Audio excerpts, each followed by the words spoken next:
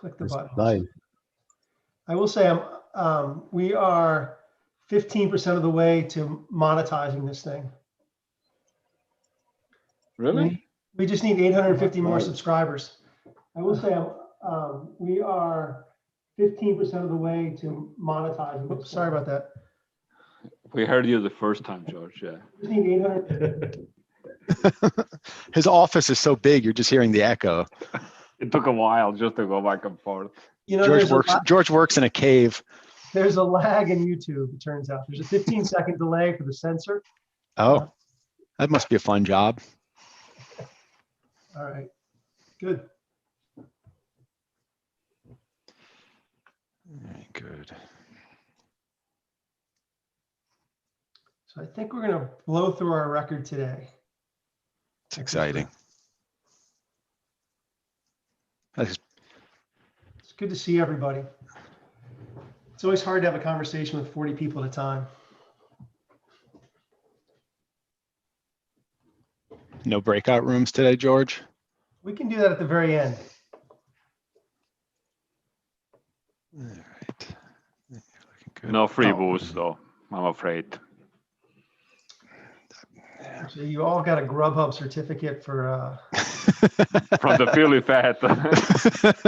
From Monica, actually, to be precise. Yeah, for like $6, so we can all order one beer in to everyone should have celebrate. received when they registered. You get some The of those cheesesteak rolls. the mini egg roll things. Yeah. All right, Kim, take it away. All right. Okay, so welcome everyone. So this is the first of I thought Armin was going first. Did I screw this up? Okay, Harry's going first. Very good. Who's going first? I think Oh, you are. Okay, very good. am. Who's in charge of this? Does anybody know what they're doing around here? Okay, so welcome everybody. This is an experimental format, as you're finding out. Please go ahead and share your slides, Harry. Today we're going to have three 1-hour presentations from some graduate students, so we'll get to see some new people and start to learn about what they're working on. Same rules as we've been doing. If you have a question, just unmute yourself and break in and interrupt. Slides to Armin, link to Armin's slides are up there. I'll put a link to Harry's slides in a moment, so if you want to follow along. Also, I just want to mention that this is joint with, this seminar is joint with the Philadelphia Fed. You can see Rock back there he's on a ship right now at sea.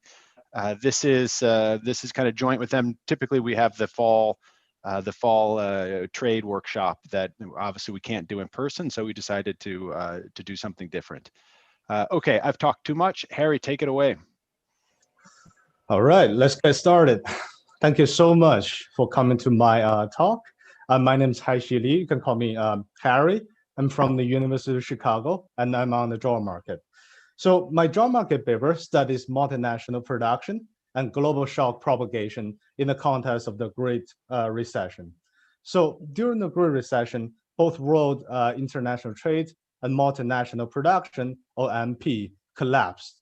To be specific, from 2008 to 2009, world aggregate trade and world aggregate foreign athlete sales fell by 12% and 11% relative to world GDP. Meanwhile, world GDP fell by about 2%. So there's a vast literature on the international trade collapse during the Great Recession. However, works on the multinational collapse are limited.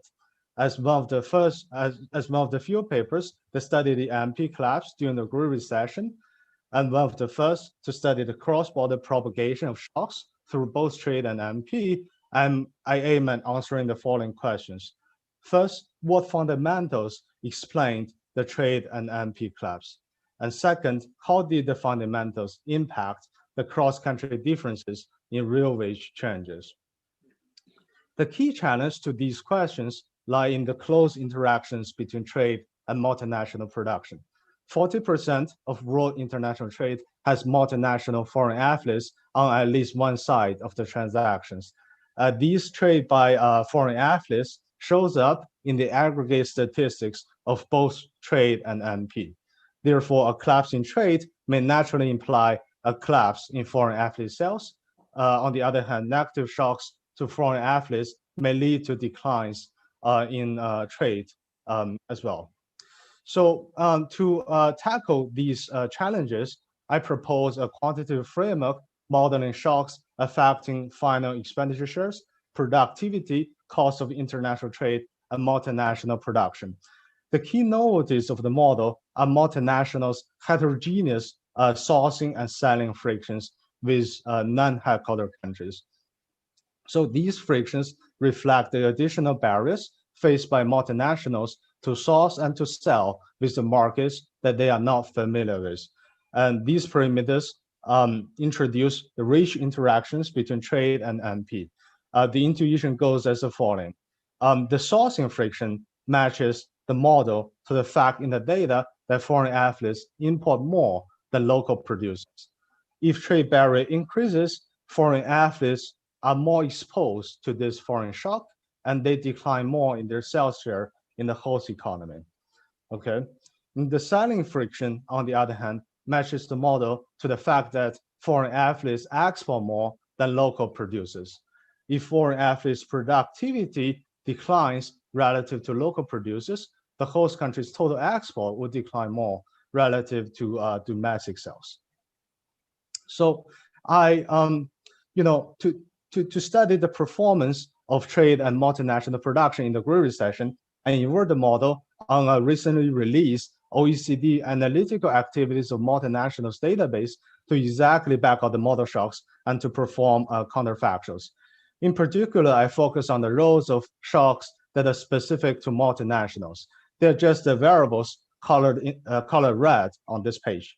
There are changes in foreign athletes' productivity relative to local producers, as well as changes in multinationals' sourcing and selling frictions with non-headquarter countries.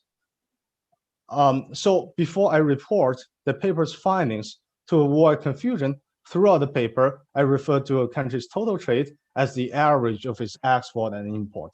This is consistent with the definitions in the trade collapse literature.